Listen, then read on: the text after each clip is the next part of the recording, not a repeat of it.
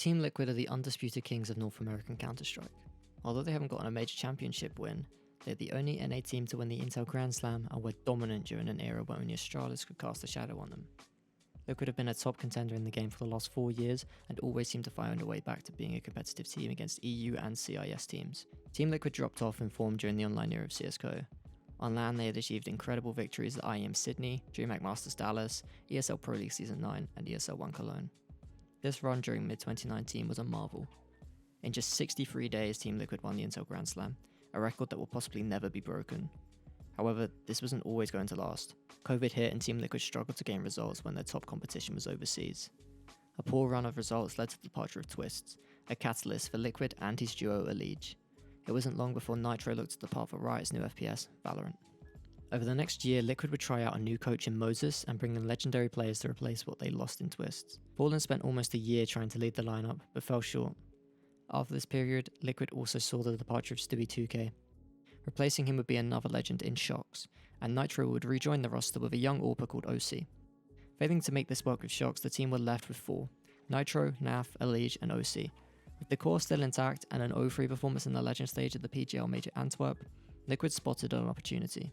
Each major brings across a series of roster shuffles across the CSGO scene. Changing after a major means you give yourself as much time as possible to prepare for the next one. Another team that didn't perform particularly well at Antwerp was Outsiders, and their star player Yakinda was looking for a new opportunity. Avoiding all the details of why this only became an official signing this month, Liquid had permission to use Yakinda as a stand-in for IEM Cologne, one of the biggest events of the year.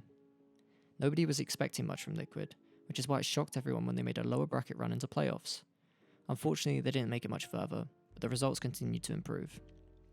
Liquid then qualified for the Blast Fall final and made it to the finals of ESL Pro League Season 16, narrowly missing out on the victory in a thrilling best-of-5 series that went the distance.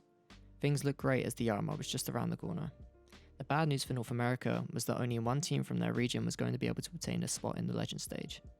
This is due to the way that ESL award each region slots, which is based on the number of teams that make the Champions stage from that region. Not only would Liquid have to go 3-0, but they would also have to play another best of 3 against the 3-0 team to obtain the first place prize. Analyse and Naf were up to the challenge, being among the top 8 players from the Americas RMR. They easily dispatched Team 1 in the first round and secured an overtime victory against MIBR. Complexity awaited them in the battle for 3-0. Liquid looked to take the series 2-0 with a 14-7 lead on Overpass, but they returned to their old ways and taught Yakinda something about the famous Liquid choke, losing the map 14-16.